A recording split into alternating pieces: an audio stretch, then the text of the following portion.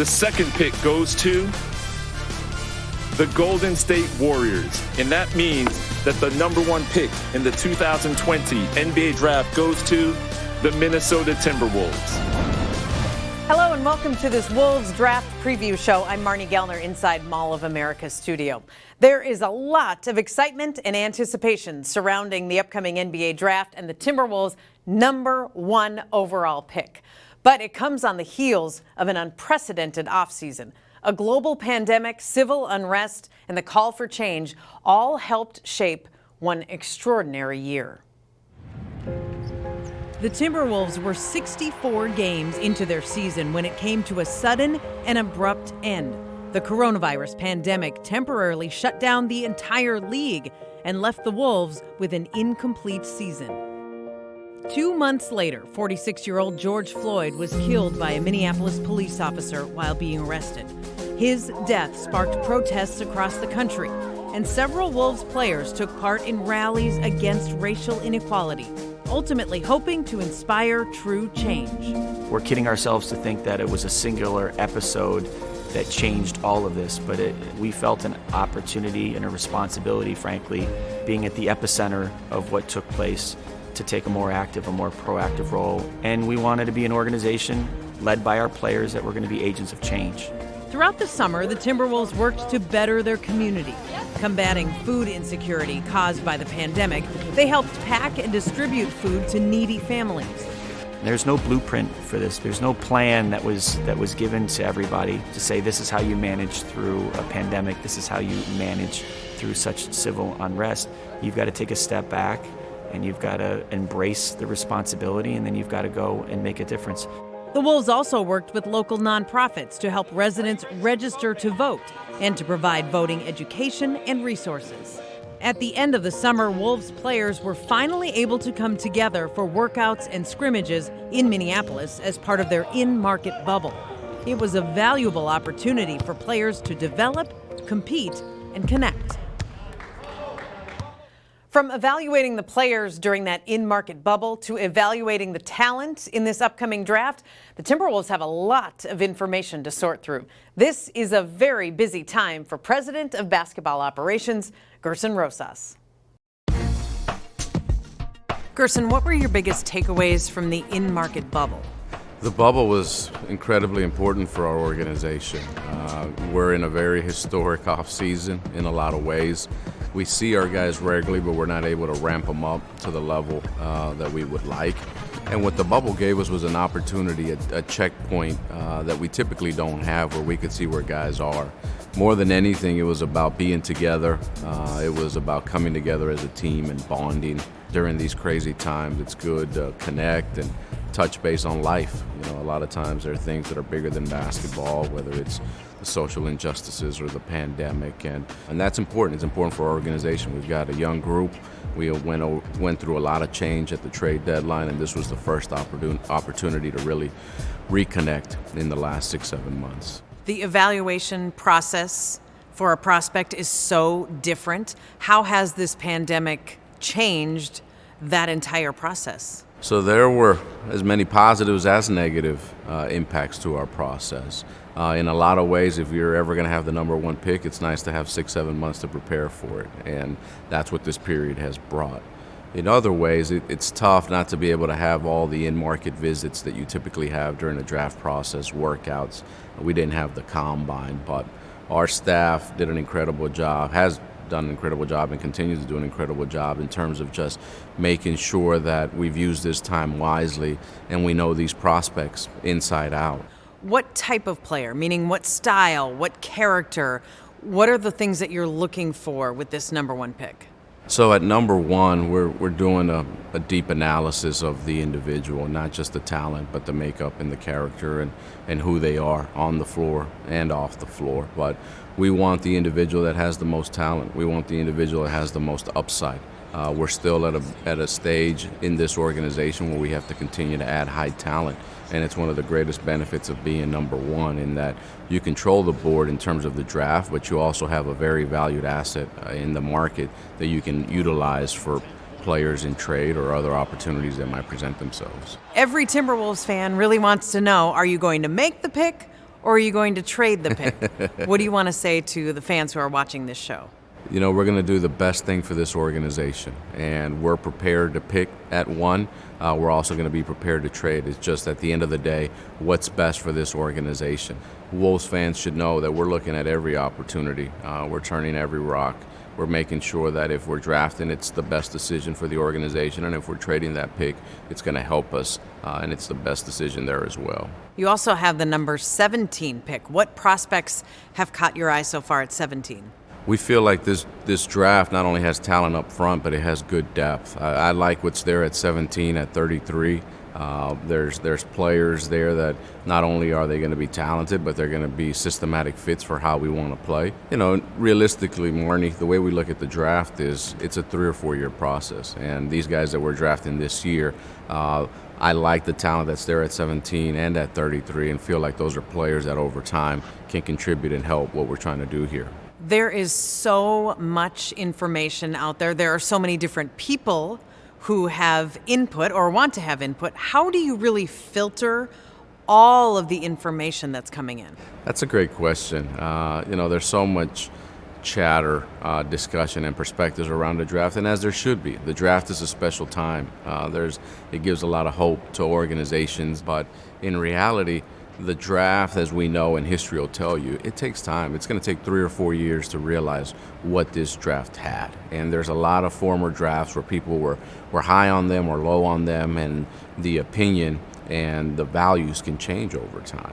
We feel like this is a year when people look back, they're going to see value in this draft, and they're going to see good players in this draft, and we're confident that some of those players will be here with the Minnesota Timberwolves. You already have 2 cornerstone pieces in this franchise, in Karl Anthony Towns and D'Angelo Russell. How can this number 1 pick help shape the trajectory of this franchise? So as I look back at where we started here, 15, 16 months ago now, and where the organization is today, there's a lot of reason for excitement. Not only do we have our 2 best players who are, 24, 25 all-stars that have their best days ahead of them in Karl Anthony Towns and D'Angelo Russell. But we've got a strong core around them that's growing and developing, and fans should be excited that the identity's coming together. And the more talent we can add to this, the more continuity and growth and development that we can have, the stronger the foundation for a winning and sustainable program here in Minnesota. The evaluation and analysis process will continue for the Timberwolves right up until draft night on Wednesday, November 18th. 2 years ago, the Wolves used the 20th overall pick to select a rookie out of Georgia Tech. The day I was drafted, June 21st, 2018. Still to this day, by far, I would say is the best day of my life. And with the 20th pick in the 2018 NBA Draft, the Minnesota Timberwolves select Josh Okogie from Georgia Tech. Just to be able to, reach your dreams and to know to some degree, like, you made it. I remember, he's not here now, but Coach Thibodeau called me and he was just asking me how I felt. And I literally could not talk. Like, I don't know what was coming out my mouth. It wasn't words. And, personally, I went through tough times from growing up to high school to college, finally making it to the NBA and going through a lot of workouts. I think I did about 17 pre-draft workouts, which is a lot. Usually people do anywhere from like 5 to 10. But it was crazy, just to say the least. Josh Okogie, pick number 20 of 2018. Who might go first this year? Timberwolves analyst Jim Peterson looks at the prospects who are in that top spot after this. The Wolves draft preview on Fox Sports North is brought to you by Northland Ford. Visit buyfordnow.com and your local Northland Ford dealer today. By TSR. Injured? It's TSR time. Call 612-TSR-TIME. And by Minnesota Lottery. I'm in. The draft is where the league's future stars are born, and the foundation for future championships is set. And for the players and families gathered here, this is the beginning of a new journey. With the first pick, the Minnesota Timberwolves select Karl Anthony Towns. This is what you live for. You want to give back to your parents. I mean, they give you the world, and being able to wear this hat and show them that their son is doing well in life and that I can take care of myself. Today we welcome the newest additions to the Twin Cities and the Minnesota Timberwolves family. It was clear-cut who we were going to take. He's very energetic, entertaining, and plays with a great amount of passion. And I've been dreaming of this moment for the last 19 years of my life. I want to learn how to take the pressure, how to take the expectations, and just understand that you got to keep playing this game the way that you know how to play. That was 2015, the last time and the only other time the Wolves have had the number 1 overall pick. We're back on this Wolves draft preview show inside Mall of America studio. This year, there really is no clear-cut, definitive choice for that number 1 pick, at least among the fans and the media. So which player are the Wolves leaning towards? Our analyst, Jim Peterson, takes a look at some of the potential top picks. Well, the 2020 NBA draft is going to be like any other NBA draft in history. Because of COVID, obviously, the way that they're evaluating players has been completely derailed. You know, we didn't get a chance to see the NCAA tournament. The draft combine was kind of short-circuited. You know, the ability to really evaluate these players has been different. It's more like 2013 where there's not really a definitive number 1 pick. I think when you look at that list of players, let's just go to number 4 right now and talk about Obadiah Richard Toppin. Obi Toppin from Dayton. And really, for me, for my money, he might be the most surefire guy in this rookie season because of the fact that he's 22 years old. His 2 years at Dayton were very productive. And so he's probably one of the best athletes in this draft. And when you look at the comps for this guy, Kenyon Martin and Amari Stoudemire come to mind. So when you look at Obi Toppin, one of the things I like watching him on video is he really loves to overplay and get into passing lanes.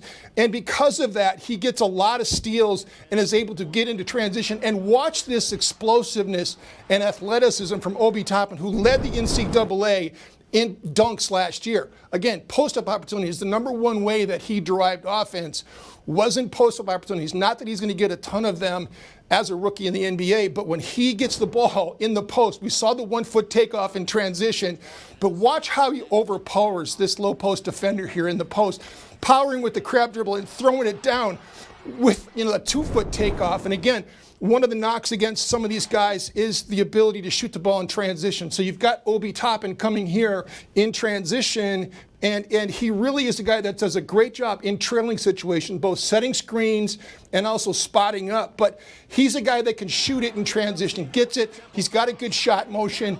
And when you look at Obi Toppin, he's a 3-level scorer. He can get to the rim, he can shoot the mid-range in post-up situations, and also can stop and pop from 3-point range. So if you think about James Wiseman at 19 years of age, only played 3 games last year at the University of Memphis, and you know, because of ineligibility, his season was really cut short. But when you look at the comps for James Wiseman, Hassan Whiteside, DeAndre Jordan, Chris Bosh, he's got a lot to like in his game. I think when you go to the video, I think one of the things you like about James Wiseman obviously is his athleticism and, you know, switchability. So here he is on the perimeter, guarding out on the perimeter, and in a switching concept, he's able to switch and stay in front.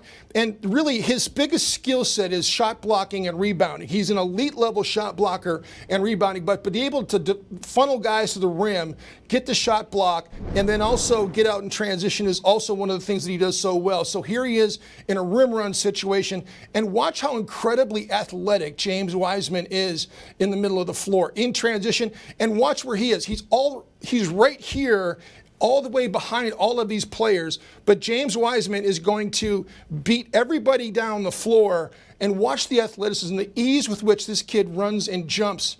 And it's just a really fantastic thing to watch, and that's what we saw in the 3 games. Again, one of the things you're wondering about James Wiseman is his ability to shoot perimeter jump shots. And in mid-range, he's got a really nice shot motion. So, you know, James Wiseman, he's got a lot to like in his game. He's obviously young. He's only 19 years of age. There's a lot of things he needs to learn. There's a lot to like about James Wiseman. Let's move on to perhaps one of the most controversial picks in this 2020 draft, and that's LaMelo Ball. And of course, the Ball brothers have been chronicled quite a bit, but this ball is the youngest ball, and he's the tallest ball at 6'8", and so he really has an incredible skill set. He played in Australia last year, reminds me a little bit of Sean Livingston. So when you look at the skill sets of LaMelo Ball, what strikes you is his size. So in the corner, in transition, he's a big point guard and has the ability to sift his way through traffic. And he's not a tremendous athlete. Like he is and can dunk the basketball in transition. But one of the things that bothers me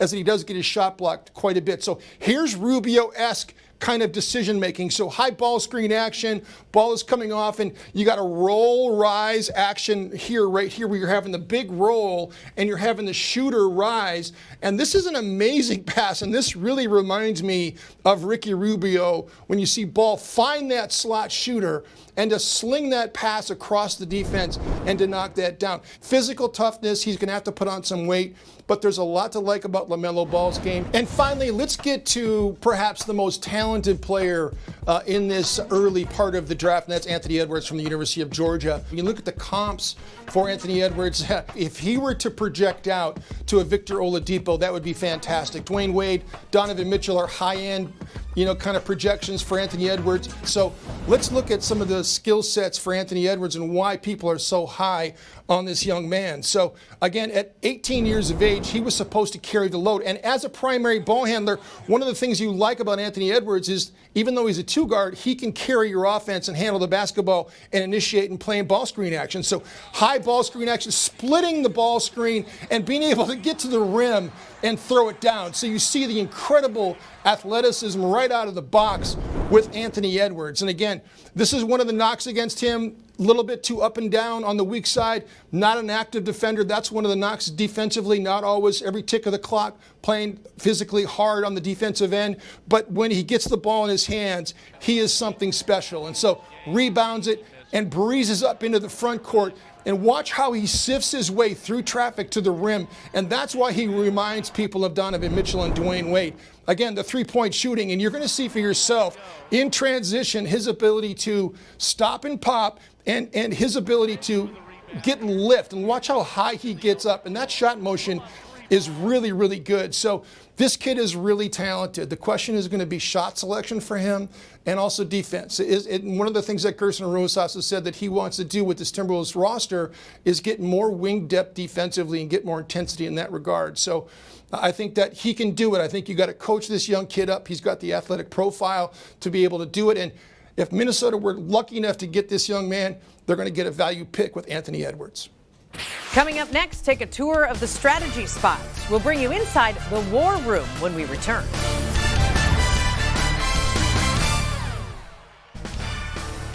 The Wolves draft preview on Fox Sports North is brought to you by Toyota. Dear driver, hurry in and save. Toyota. By Sanford Orthopedics and Sports Medicine, for the everyday competitor in all of us. And by Grand Casino. Let your story begin. Woo! The day I got drafted, it was crazy. It was a blessing for sure. It was an exciting day, a moment to reflect on all your hard work and see how far you came. So it was for sure a great day for me and my family and the people around me. With the 6th pick in the 2019 NBA Draft, the Phoenix Suns select Jarrett Culver from Texas Tech University. I was with my brothers, my parents, grandma, of course, and I was with my agents. It was just a great moment to have all of them there. They supported me every single step of the way. So having them there, it was big for me. And, it was great for us. I got drafted to Phoenix, but the pick was Minnesota. So, I was excited when I heard I was coming here. I was excited to get drafted at the 6th pick. And that moment I got drafted, I just couldn't think of nothing else. I wasn't thinking too far ahead, but I was just thinking, thank you, God, for letting me make it to the NBA. And my jobs and work is not done yet. Jarrett Culver, the 6th pick from last year. We are back on our Wolves draft preview show inside Mall of America studio. Throughout this evaluation process, the Wolves have welcomed input from several people inside the front office. This is truly a collaborative effort where multiple voices will ultimately lead to one choice. My role in the draft process is to help Gersson and our team evaluate all the prospects, We work closely together with Gianluca Piscucci, who's our director of scouting. My role is basically to assist Gersson and Ryan in the preparation for the draft.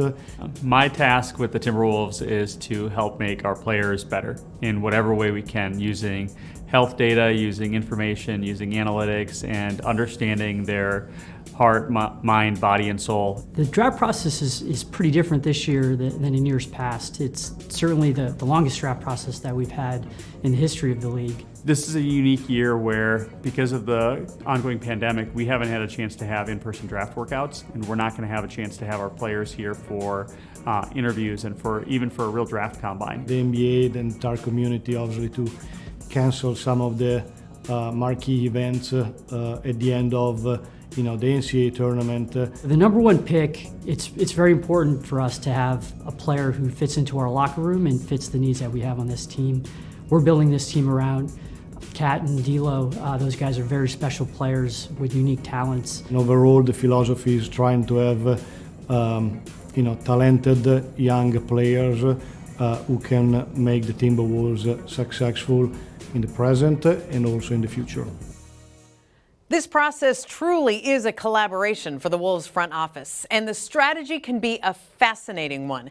Analyzing a player's ability, plus his strengths and his measurements, taking into account his personality and his background, all of that analysis and strategy comes together inside the War Room.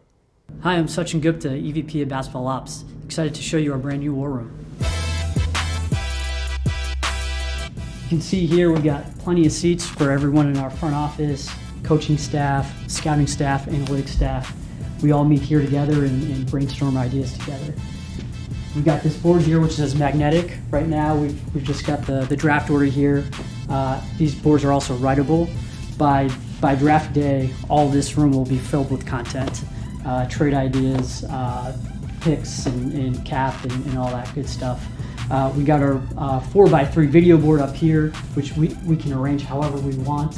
We're often watching video up here, and at the same time we've got analytics and medical and scouting information up on the side as well.